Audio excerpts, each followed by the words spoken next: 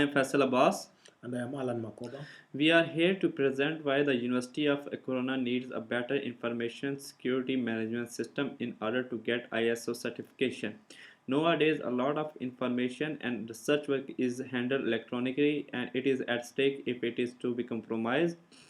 The ISO 27000 family helps organizations to keep their information assets secure.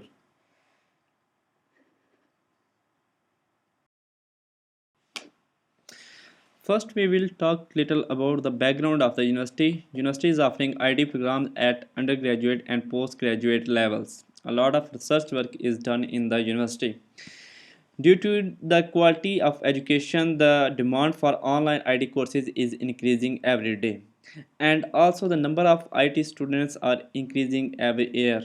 Total assets of university are over 2 billion US dollars. University have some core values like commitment, empowerment, and innovation. University is committing to give quality education.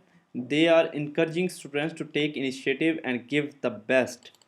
Universities also wants that students create new ideas that have the potential to change the world. Board members, students, society, alumni, service providers, government, teaching, and non-teaching staff are the stakeholders of the university. University gets their sources in the form of money from the government, from interest income from the bank, and student payments. They are also getting money from the research work. This is the current structure at the university that has so many wrong things about it.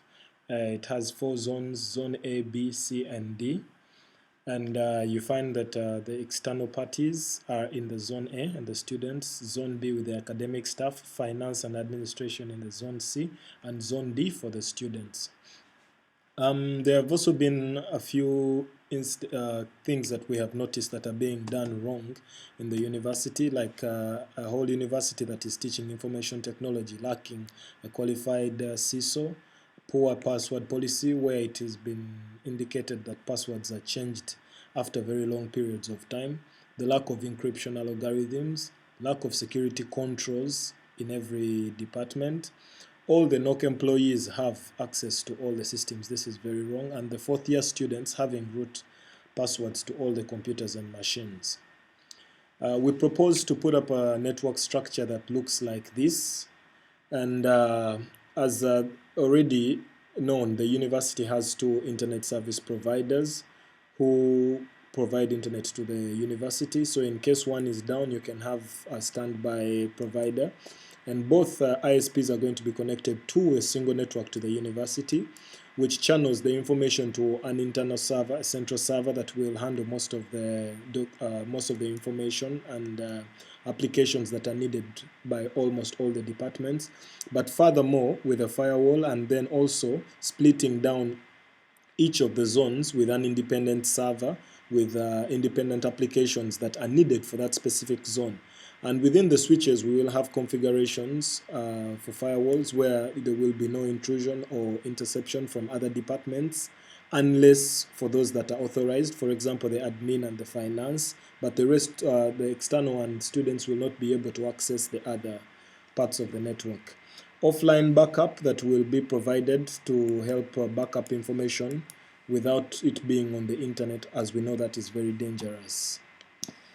We can handle all the problems right now if right we have after getting ISO certification and after implementing information security management system. Once we have implement information security management system and have a ISO, we will be able to achieve our objective. We will be able to improve in the identification of threats, and we will be able to better response against any cyber attack. Comparison of risk management practices with an internationally recognized benchmark. It will also provide guidance for internal or external audit programs. Some recent incidents that happened in university are loss of laptop of a staff member, computer infected with bots, spam email messages. What we require: students and clients are required requiring from us that they have a better security for their information. So we should ensure them that their information is confidential and integrate and always available to them. Implementation of security control is also necessary for us. After this, we have to gain a competitive edge over other universities. Uh, we want to give the university an international recognition, and we also want to improve the security protection of asset resources and information. What does the university get from having to implement the information security management system? First, it is a prerequisite or a requirement. In order to achieve ISO certification, you need to have an information security management system in place. It would also help to provide protection to the university information and data. For example, the research work and academic documents for all those previous students that have been studying at the university. It would also be very important for training purposes for the students who are currently studying at the university. PCI. PCI is one of the components of information security management system, as it's an international standard for everyone that is doing online payments. Why don't we implement PCI in this case? We are choosing against implementing PCI for various reasons. First and foremost is because PCI is very expensive to implement. Second, the university already has an existent encrypted connection with the bank that has been using for a period of time that has been very safe.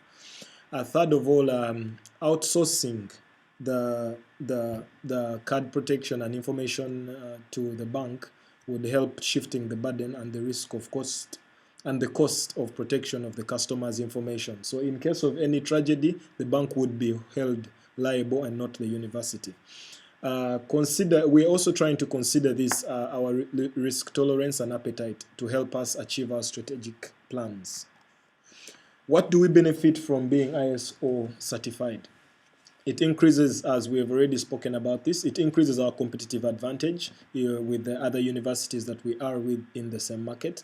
It improves the reputation of the university, provides controls to protect against information threats, as we've seen from the ISO certification document, attracting more international students and compliance to international standards.